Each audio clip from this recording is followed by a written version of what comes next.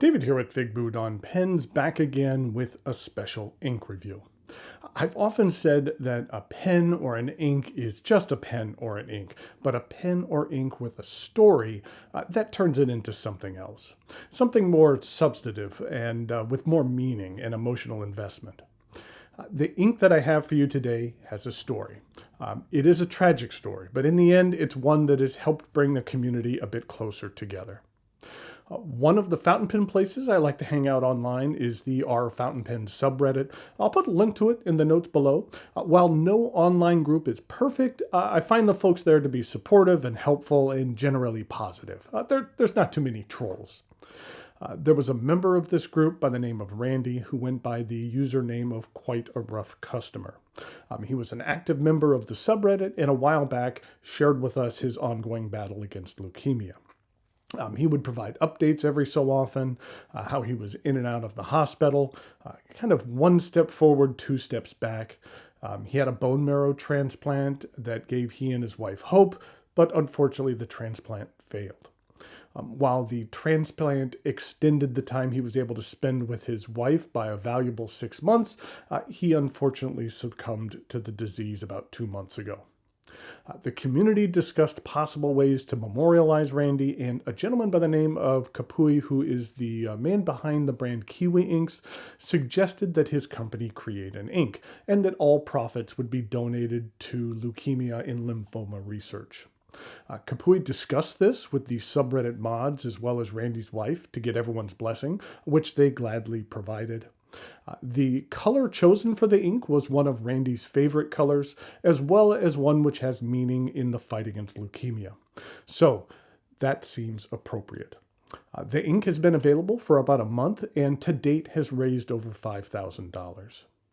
Okay, in order to get a closer look at this meaningful and symbolic ink, please join me over here at camera 2. So here we have the bottle. This is Kiwi ink, Quite a Rough Customer. As you can see, it is a nice orange ink.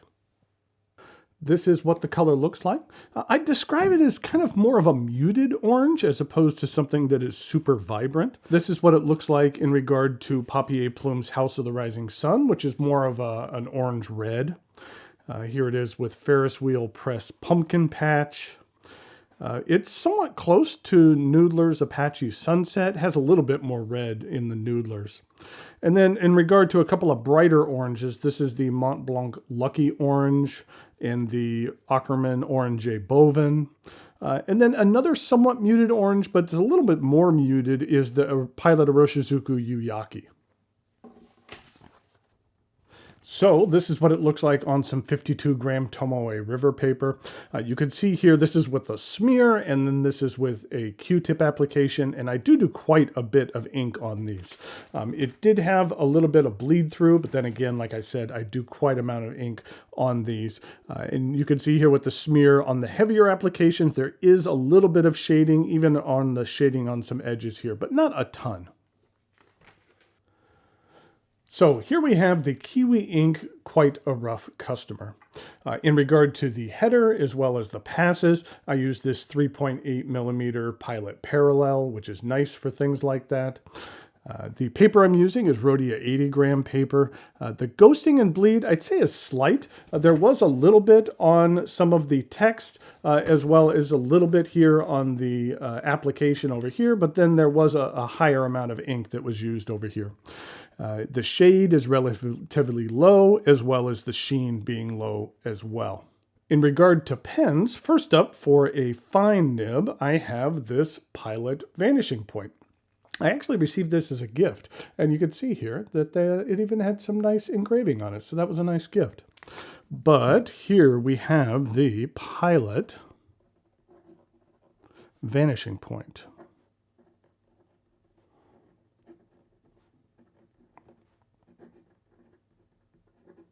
And this is a fine nib, and this is the gunmetal finish on the Vanishing Point.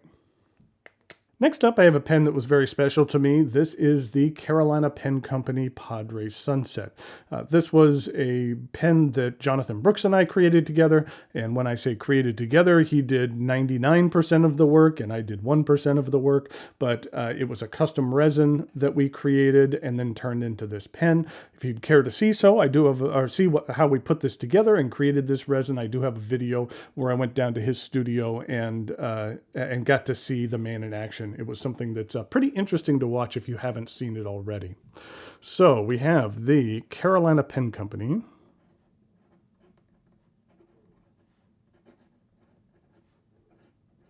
And this is, actually it's a Charleston model, but it is the Padre Sunset. And this is a medium nib. And last up, I have a pen that's brand new that I'm going to be reviewing here in the next couple of weeks. It's a new offering from Visconti, and it is called the Opera Demo Carousel. There's a couple of really cool features on this pen that Visconti hasn't used before or hasn't incorporated before. So look forward to that and me kind of going into everything that's special about this pen. So we have the Visconti. And this is the Opera Demo Carousel. And this is I believe it's a 1.3 millimeter stub. Okay. In regard to a writing sample, I thought that I'd go over a little bit of information about leukemia if it's something that you're not familiar with. So for the pilot vanishing point,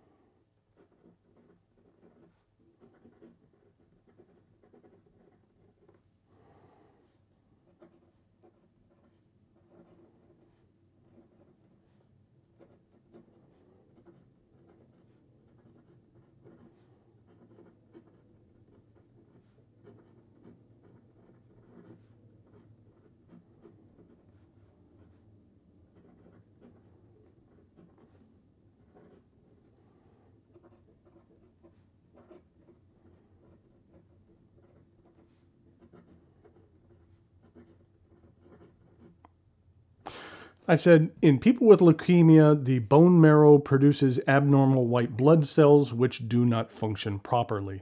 So the disease attacks your immune system, which is vital for us to survive.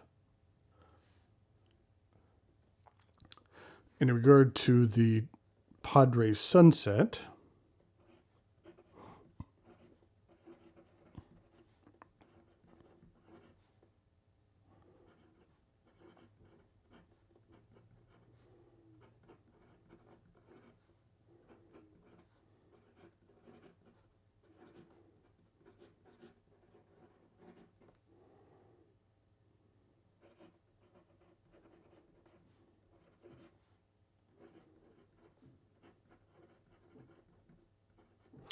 I said children and adults tend to get different forms of leukemia.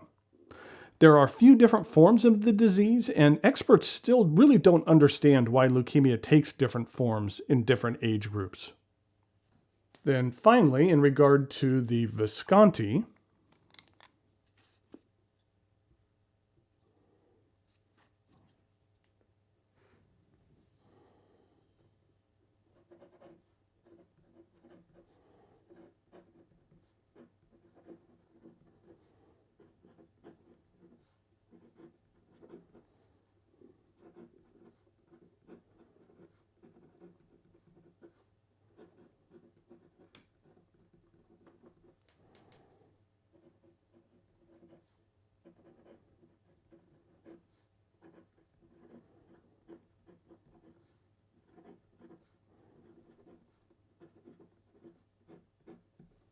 I'd say the ink flow on this Visconti was a little inconsistent. I might need to flush it out just to see if I could improve on that, but there was a bit of shading that you could get when there was some of the higher applications there.